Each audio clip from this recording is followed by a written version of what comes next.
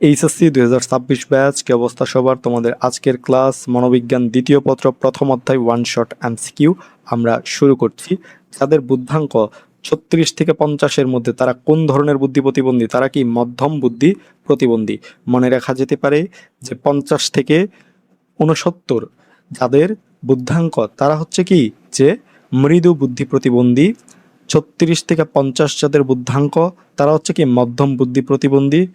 20 থেকে 35 যাদের বুদ্ধাঙ্ক তারা হচ্ছে কি গুরুতর বুদ্ধি প্রতিবন্ধী, এবং 20-এর নিচে যাদের বুদ্ধাঙ্ক তারা হচ্ছে কি চরম বুদ্ধি প্রতিবন্ধী। ওয়েসলার বুদ্ধি অভিক্ষায় কয়টি কর্ম সম্পাদনমূলক উপ অভিক্ষা রয়েছে? কয়টি? 5টি। ওয়েসলার বুদ্ধি অভিক্ষায় 5টি সাব টেস্ট রয়েছে: ব্লক ডিজাইন, ছবি সাজানো, চিত্রপূরণ, বস্তু সংযোজন ও কি ডিজিটাল সিম্বল। সর্বপ্রথম বুদ্ধি অভিক্ষা কখন প্রণীত হয়? কখন?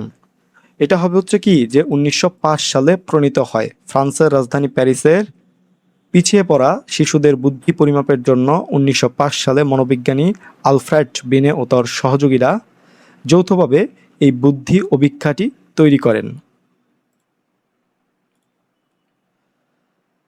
থার্স্টন বুদ্ধির ক্ষেত্রে কয়টি প্রাথমিক ক্ষমতার কথা বলেছেন? কয়টি?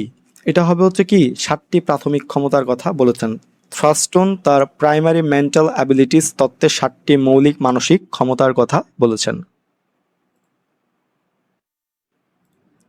কোন মনোবিজ্ঞানী বুদ্ধিকে উদ্দেশ্যপূর্ণভাবে কাজ করা যায়, যুক্তিপূর্ণভাবে চিন্তা করা যায় এবং পরিবেশের সাথে উপযুক্তভাবে মোকাবেলা করা যায় হিসেবে বিবেচনা করেছেন? কোন মনোবিজ্ঞানী? সেটা হবে হচ্ছে কি যে ডেভিড ওয়েসলার।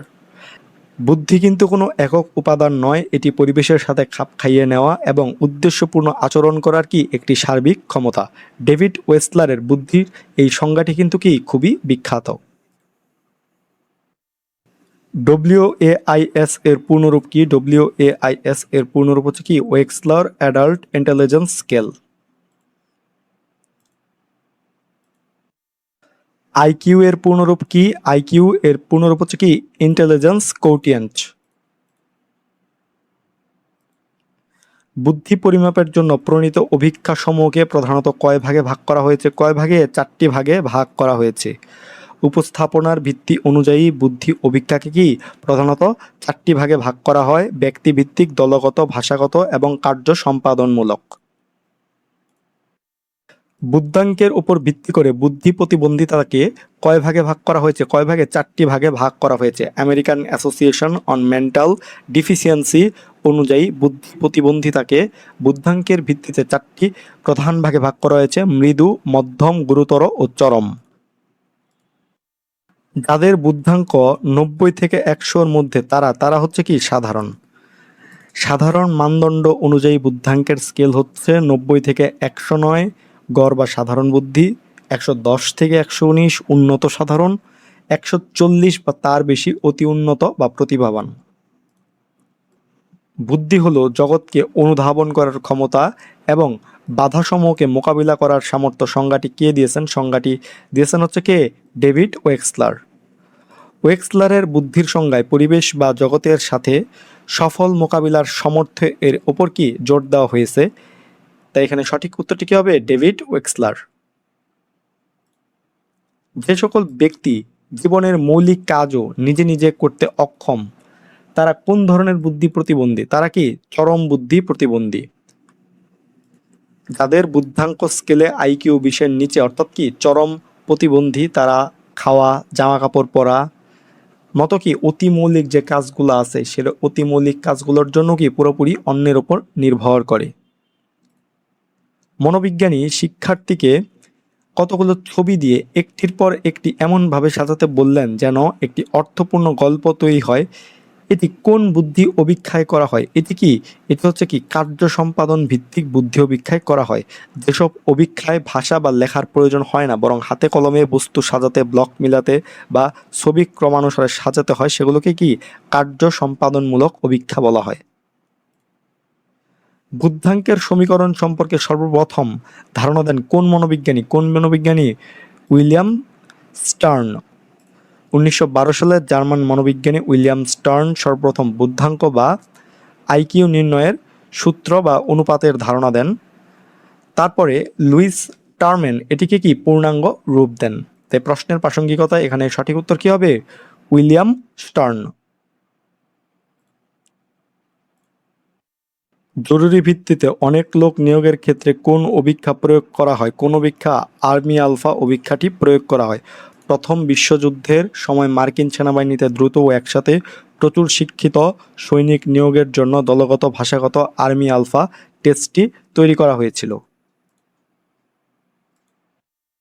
স্কুল কলেজে ভর্তির জন্য কোন অভিক্ষাটি প্রযোজ্য? কোন অভিক্ষাটি? সেটি হচ্ছে কি স্যাট অভিক্ষাটি প্রযোজ্য।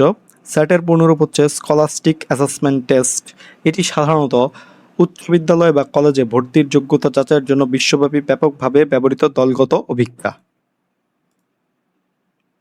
এমএমপিআই অভিক্ষাটি বা এমএমপিআই অভিক্ষায় মোট কতটি প্রশ্ন রয়েছে? কতটি?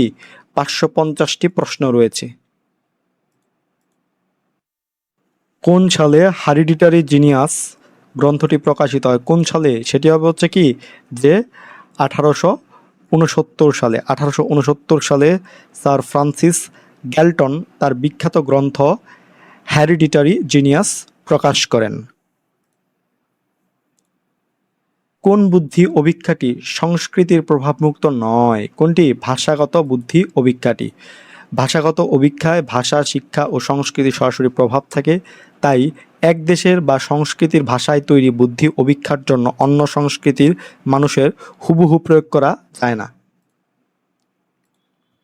20টি কার্ড দিয়ে তৈরি গঠিত অভিক্ষা হলো 20টি কার্ড দিয়ে তৈরি গঠিত অভিক্ষা হচ্ছে কি যে কাহিনী সংক্রত্যক্ষণ।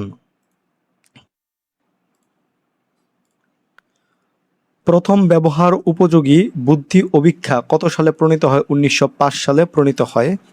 এটি বিশ্বের প্রথম আধুনিক ও ব্যবহারযোগ্য বুদ্ধি অভিক্ষা যা আলফ্রেড বিনে তার টিম নিয়ে তৈরি করেছিল। আমেরিকান শিক্ষা মনোবিজ্ঞানী বেঞ্জামিন এস ব্লুম মানব বুদ্ধির জগৎকে কয়টি স্তরে ভাগ করেন? কয়টি স্তরে? 6টি স্তরে ভাগ করেন। জ্ঞান, অনুধাবন, প্রয়োগ, বিশ্লেষণ, সংশ্লেষণ এবং মূল্যায়ন। ফ্রয়েডের মতে আমাদের নিজস্ব সত্তাটির নাম কি? আমাদের নিজস্ব সত্তাটির নাম হচ্ছে কি অহম। সিগমুন্ড ফ্রয়েডের ব্যক্তিত্বের উপাদান তত্ত্বে রয়েছে বাস্তবমুখী ও নিজস্ব চিন্তা অহম। বিশ্ব প্রতিবন্ধী দিবস কোনটি? বিশ্ব প্রতিবন্ধী দিবস হচ্ছে কত? 3 ডিসেম্বর। আন্তর্জাতিক প্রতিবন্ধী দিবস বা বিশ্ব প্রতিবন্ধী দিবস প্রতি বছর 3 ডিসেম্বর পালিত হয়। গুরুতর বুদ্ধি প্রতিবন্ধীদের বুদ্ধাঙ্ক সীমাবদ্ধ থাকে কি 20 থেকে 35-এর মধ্যে। 20 থেকে 35-এর মধ্যে গুরুতর বুদ্ধি প্রতিবন্ধী শিশুদের আইকিউ 20 থেকে 35-এর মধ্যে থাকে। এদেরকে কিছুটা প্রশিক্ষণ দেওয়া গেলেও স্বাধীনভাবে জীবনযাপন করতে এরা সক্ষম হয় না। বোবা ও বধির লোকদের বুদ্ধি পরিমাপের জন্য প্রযোজ্য অভিক্ষা কোনটি? প্রযোজ্য অভিক্ষা হচ্ছে কি ওয়েক্সলার বুদ্ধি অভিক্ষা। ওয়েক্সলার অভিক্ষায় ভাষাগত সাবটেস্টের পাশাপাশি কার্য সম্পাদনমূলক সাবটেস্ট থাকে, যার কারণে বোবা ও বধিরদের বুদ্ধিমত্তা এটি দিয়ে সহজেই কি পরিমাপ করা যায়। অহম কোন নীতির অনুসরণ করে? এটি কি বাস্তব নীতির অনুসরণ করে। ইট চলে আনন্দের নীতিতে আর অহম বা ইগো চলে কি বাস্তবতার নীতিতে। ব্যক্তির মানসিক বয়সের সাথে তার প্রকৃত বয়সের অনুপাতকে কি বলে? মানসিক বয়সের সাথে তার প্রকৃত বয়সের অনুপাতকে বলা হচ্ছে কি বুদ্ধাঙ্ক। মেধার সাথে নিচের কোনটি জড়িত? সৃজনশীলতা জড়িত। সাধারণ বুদ্ধিমত্তার চেয়ে মেধার একটি বড় বৈশিষ্ট্য হলো নতুন কিছু উদ্ভাবন বা চিন্তা করার ক্ষমতা, যাকে আমরা সৃজনশীলতা বলে থাকি। স্মৃতির শর্ত নয় কোনটি? সেটি হচ্ছে কি অভিজ্ঞতা। স্মৃতির প্রধান শর্ত বা ধাপ মূলত 4টা: শিক্ষণ, সংরক্ষণ, পুনঃস্মরণ এবং পুনর্জ্ঞান। অভিজ্ঞতা এখানে সরাসরি স্মৃতির শর্ত হিসেবে গণ্য হয় না, তাই এখানে সঠিক উত্তরটি হবে অভিজ্ঞতা। তো এই ছিল মনোবিজ্ঞান দ্বিতীয় পত্র প্রথম অধ্যায় ওয়ান শট এমসিকিউ ক্লাসটি। তোমাদের সকলের জন্য শুভকামনা রইল। ধন্যবাদ সকলকে।